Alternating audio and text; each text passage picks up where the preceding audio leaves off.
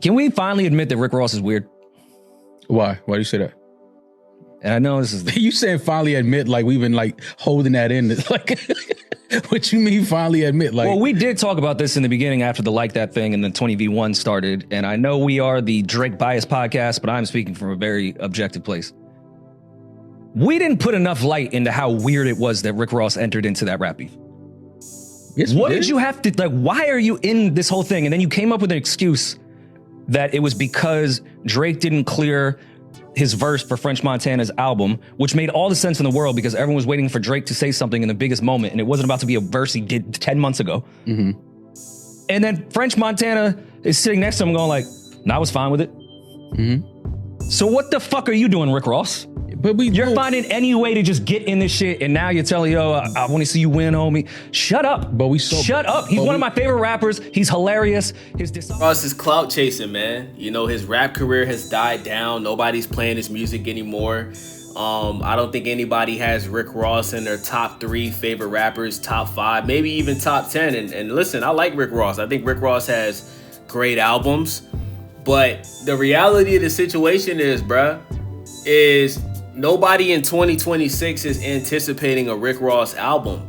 And for Rick Ross to say the reason why, you know, he decided to jump in the beef is because Drake didn't clear a song for French Montana, that's cap, because French Montana came out and he said the reason why the song wasn't cleared is because of something that Rick Ross said on the song.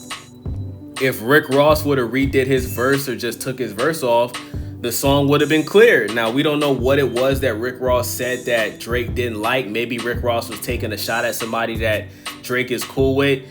We don't know. But it's obvious that French Montana doesn't have an issue with Drake. You know what I'm saying? Rick Ross does have an issue with Drake. You know what I'm saying?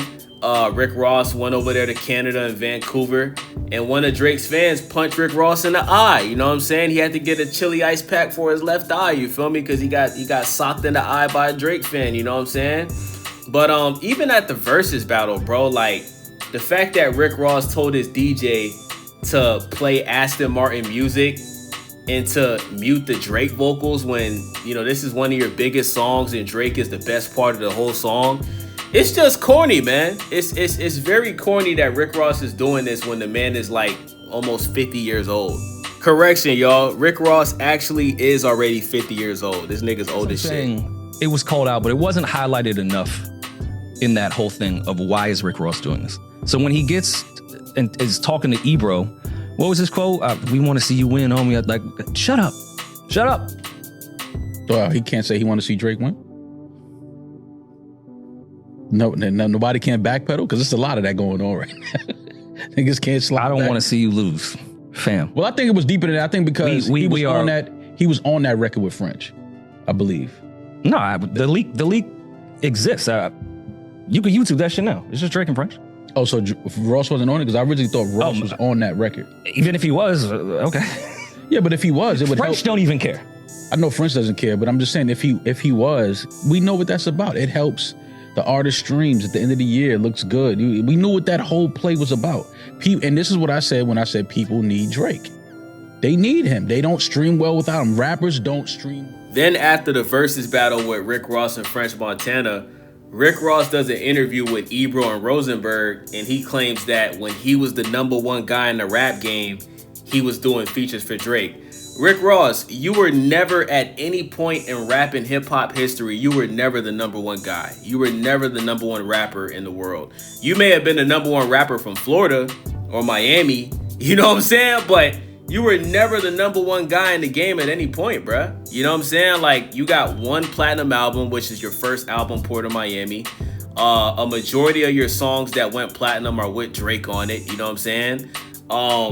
And you've never had a song go #1 on the Hot 100 Billboard chart. So what is he talking about when he was the #1 guy? What is he talking about? Like, French Montana got a bigger song than Rick Ross. The Unforgettable joint with Sway Lee, I think that song went diamond twice or something like that, bro. Like, Rick Ross don't got no songs like that. So, you know, Rick Ross just seems very delusional. But I do love the fact that Rick Ross has made some very smart business decisions. You know what I'm saying? Owning multiple Wingstop franchises, owning multiple checkers franchises. That's the kind of stuff that I like. But as far as music, bruh, Rick Ross may have a great catalog. He does have some really good albums. He does have some great singles. But the reality is, bruh, is in 2026, he's irrelevant. If Rick Ross drops an album right now, I don't even think it does 20K first week. Without hit records. And who's giving people more hits than anybody else in rap? Drake. So now when I'm not giving you the verse that I used to give you because I'm doing other things. They have like 7 classic records together. Yeah, and but I'm sure Drake would have wanted to continue to work with Rick Ross. At some point, yes. But if Ross needs it right now, on and a he's French like, Montana album? yeah, but if Ross needs a verse right now and he needs to stream this year, his numbers this year, he needs those streams, then you can see why a rapper would feel some type of way if you giving 21 all these verses in an album, you giving Sexy Red, you giving this. Now let's talk about all the songs that Drake and Rick Ross got that charted on the Billboard charts. We got Lemon Pepper Freestyle, that hit number 3 on the Hot 100 Billboard charts. Money in the Grave hit number 7 on the Billboard charts. I'm On One, which is DJ Khaled, Drake, Rick Ross, and Wayne, that went number 10 on Billboard. Aston Martin Music, that hit number 29 on the Billboard charts. Gold Roses also chart on the Billboard charts. So Rick Ross, it sounds like he's salty that him and Drake aren't collabing like they used to. But last time I checked, bruh, Lemon Pepper Freestyle, I think that came out in what, 2023? Like right before the Drake and Kendrick beef, you know what I'm saying? So I don't know, man. I just think Rick Ross is just, no, that came out in 2021. So yeah, maybe that is the case. Maybe Rick Ross feels some type of way that after 2021, him and Drake stopped doing songs together, right? And listen, I think Rick Ross and Drake make the best music together. I think Drake's best feature is when he does songs with Rick Ross. But this isn't how you go about things, bro. Like, Rick Ross could have gave Drake a phone call. For him to wait until Drake was going at it with Kendrick Lamar and, you know, Metro Boomin was going at Drake, and for Rick Ross to just hop in, I think that was some hoe ass shit, man. I think that was some pussy nigga shit. I don't respect it. And I don't think Drake should ever do a song with Rick Ross ever again. You know what I'm saying? Let Rick Ross go do a song with Kendrick Lamar.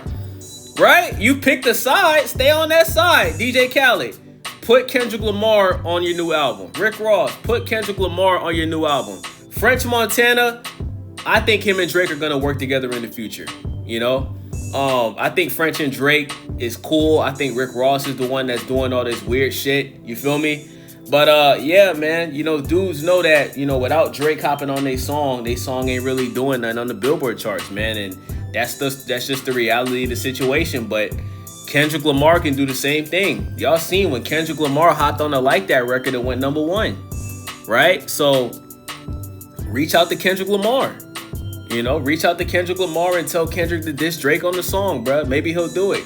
Let me know what you guys think. It's your boy Daze. Make sure y'all subscribe, thumbs up the video, click that hype button for your boy. But most importantly, let me know what y'all think about this in the comment section, man. I'm out.